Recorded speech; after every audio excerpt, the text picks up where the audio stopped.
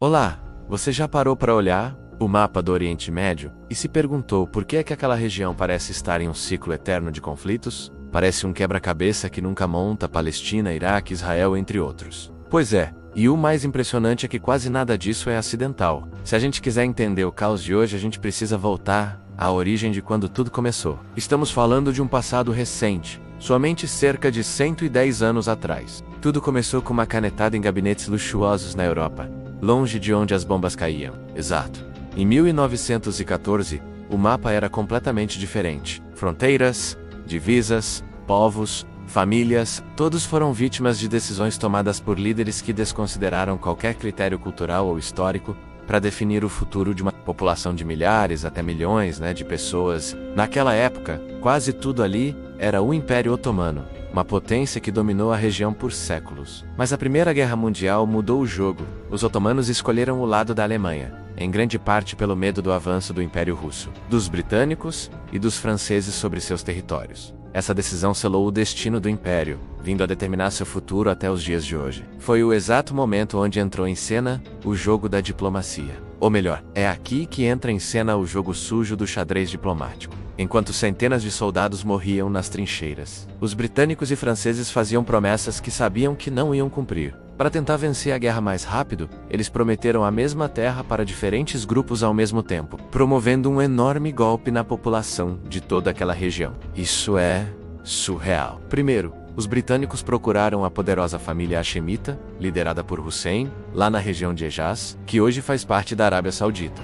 Os britânicos disseram basicamente: se vocês se revoltarem contra os otomanos e nos ajudarem a vencer, daremos a vocês um reino árabe independente. Foi a famosa Revolta Árabe, imortalizada pela figura do oficial britânico e arqueólogo Thomas Edward Lawrence. Conhecido historicamente como Lawrence da Arábia, os árabes lutaram, morreram e acreditaram na promessa de liberdade e nacionalismo. Mas enquanto isso, o que estava acontecendo nos bastidores viria a ser a maior traição que aquele povo enfrentaria. Uma manobra diplomática que daria início a uma transformação de reflexos permanentes. Em 1916, enquanto a guerra rolava, dois diplomatas, o britânico Mark Sykes e o francês François-Georges Picot, sentaram-se com um mapa. Sem consultar nenhum líder local, sem conhecimento dos povos e dos costumes da região, eles desenharam linhas no deserto da forma que acharam mais interessante. Se tomavam ali as decisões que conturbariam ainda mais a região. O norte e oeste ficariam com a França, o sul e sudoeste com a Grã-Bretanha, e a Palestina teria administração internacional. O famoso Acordo Sykes-Picot. O general britânico chegou a alertar naquela época: eles estavam dividindo a pele do urso antes mesmo de matá-lo. Ou seja, enquanto os árabes lutavam por independência, europeus já estavam dividindo o espólio como se fosse uma herança. Entretanto, ainda faltava a terceira promessa, certo? A mais polêmica de todas. A Declaração Balfour de 1917, que tratava do movimento sionista, que já existia desde o século XIX, impulsionado por pensadores como Theodor Herzl, buscava a criação de um Estado judeu e via na Palestina, a antiga pátria dos judeus, o local ideal. Para ganhar apoio político global, o governo britânico declarou formalmente que via com bons olhos o estabelecimento de um lar nacional para o povo judeu no território conhecido como da Palestina. Então temos uma promessa de reino independente para os árabes, um acordo secreto para dividir tudo entre franceses e britânicos, e uma promessa de um lar judaico na mesma região. Qual a chance disso dar certo em algum momento? É a receita perfeita para o desastre. Para piorar ainda mais, em 1918, o presidente dos Estados Unidos da América, Woodrow Wilson, ainda jogou na mesa o conceito de autodeterminação, criando expectativas gigantes em árabes, curdos e sionistas de que teriam seus próprios estados após a guerra. Só que,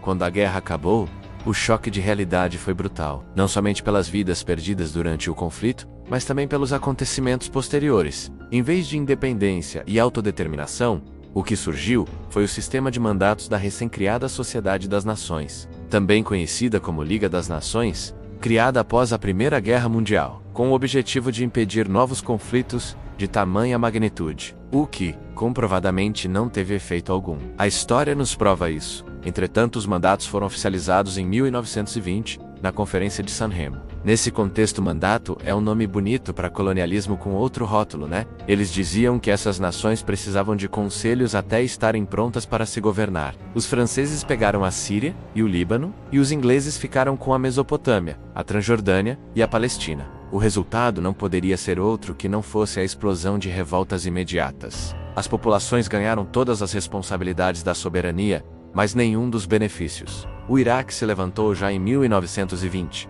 A população estava dividida, e tribos locais resistiram ferozmente à administração da burocrata britânica, Gertrude Bell. Os britânicos tiveram que sufocar a rebelião com extrema violência, deixando centenas de mortos. Na Síria, a mesma coisa contra os franceses. O filho de Hussein, Faisal, tinha sido coroado rei da Síria, mas a França não aceitou perder o controle. Eles invadiram o país, derrotaram as tropas árabes na Batalha de Maisalun, em julho de 1920, e o forçaram a fugir. Enquanto isso, na Palestina, o clima entre a maioria árabe e os novos colonos judeus começou a ferver de um jeito que nunca mais esfriou. A imigração judaica aumentou rapidamente com o apoio britânico e as tensões explodiram, resultando em tumultos mortais em lugares como Jerusalém, em 1920, e Jaffa, em 1921. O mais triste é notar que as fronteiras criadas na época ignoraram tribos, religiões e identidades. Na Conferência do Cairo em 1921,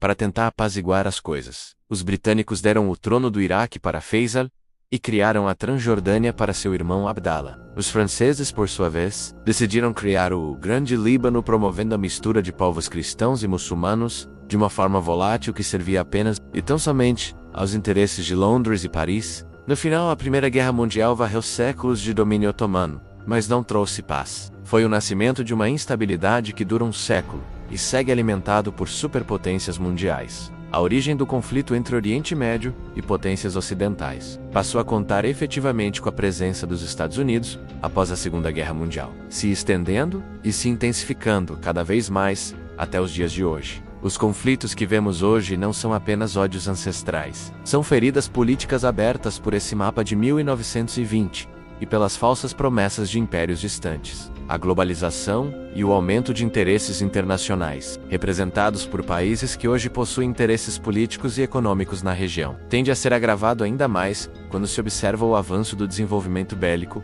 com a criação de armas nucleares. Cada lado busca apresentar a melhor narrativa que agrade aos seus interesses, enquanto isso as tensões só aumentam a cada dia que passa. Agora você já sabe a origem dos conflitos entre Ocidente e Oriente Médio. No entanto, é aquela velha frase: quem ignora a história está condenado a repeti-la. E o Oriente Médio moderno ainda está tentando sobreviver às linhas desenhadas por homens que nunca pisaram naquelas areias. Obrigado por assistir até aqui. Assista a outros vídeos do canal, comente, curta, compartilhe. E se você gostou, considere se inscrever no canal para acompanhar novos vídeos.